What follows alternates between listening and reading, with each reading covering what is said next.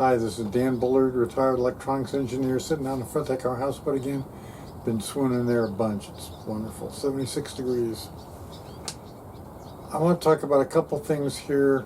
With the last video I did, I told you how the fundamental can be bigger than the distorted wave.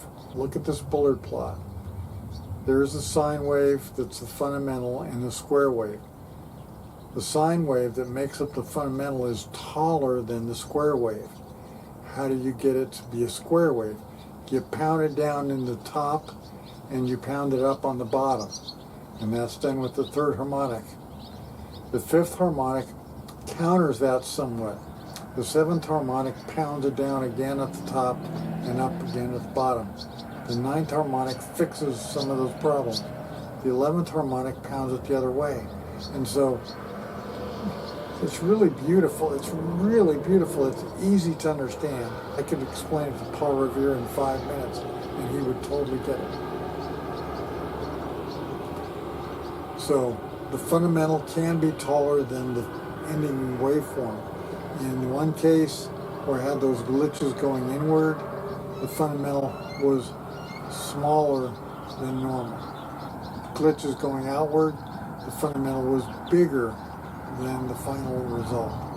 And you could look at the harmonics and figure that out exactly. The Bullard plot would explain it to you, but you've got to use a Bullard plot. You can't use a spectrum analyzer.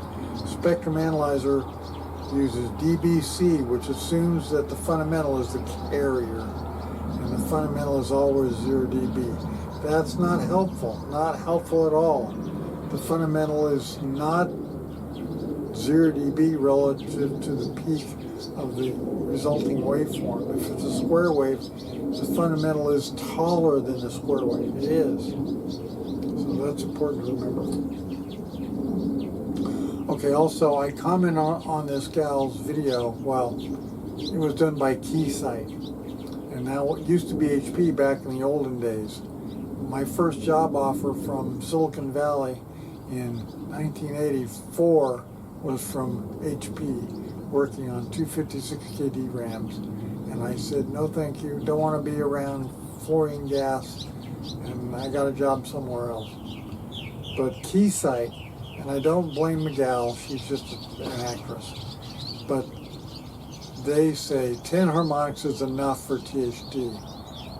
I don't want to tell you the whole long story about it, but David wrote the THD function for the next test, and that was 9 harmonics, defaulted to 9 harmonics. You can go further if you wanted to, but 9 harmonics ain't enough. We blew a $4 million sale because one of our applications engineers used the default 9 harmonics for THD and assumed everything else after that was noise.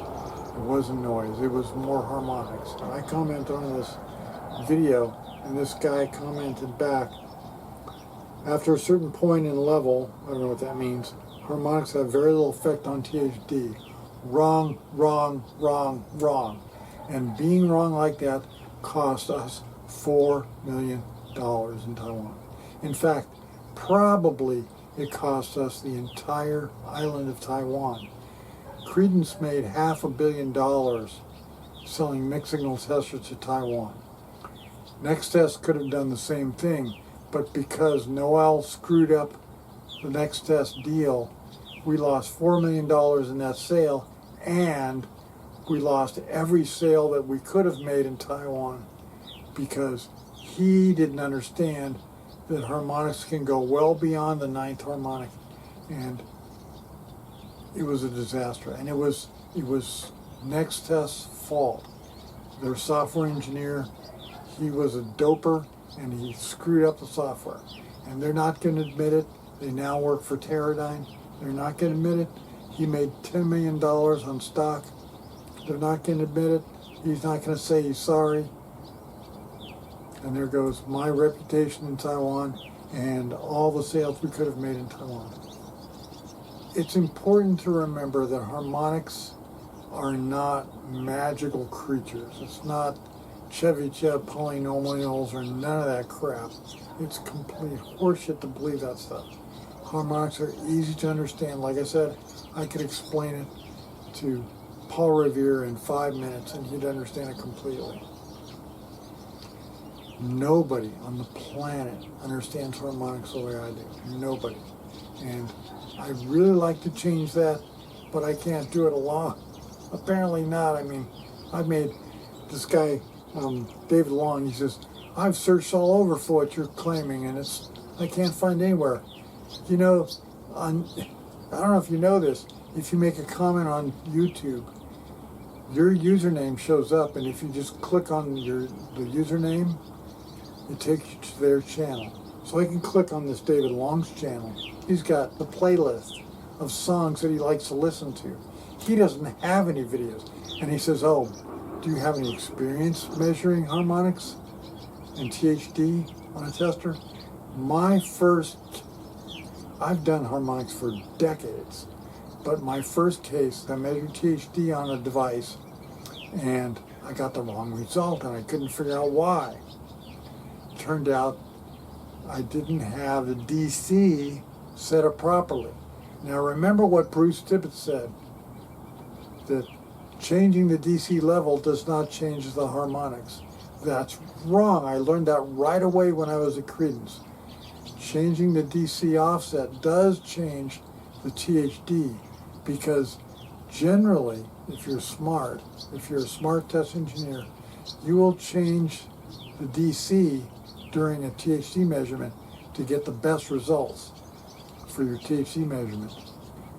Using a different level for the DC offset means that you're going to have a different result for THD. So I got a different result and I couldn't figure it out, and eventually I realized, oh, look at that little note. They used a DC offset of 0.04 volts, and I changed it and kaboom, got perfect correlation. And that's the name of the game in test. You're looking for correlation. So anybody who says that changing the DC offset can't change the harmonic distortion or can't change THD is wrong, wrong, wrong, wrong, wrong. That's the whole point of my applicos video. Changing the DC offset can easily change the THD and the harmonics created. You claim I didn't know anything about harmonics because I don't have any experience. I've tested nuclear missiles, I've tested javelin missiles, I've tested all kinds of things. So don't assume I don't know what I'm talking about, because I've worked in electronics for decades. I know exactly what I'm talking about.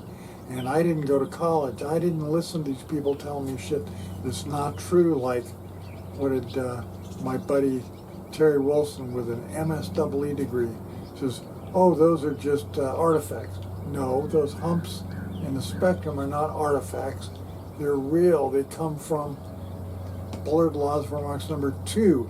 It could have been Terry Wilson's laws of harmonics number 2.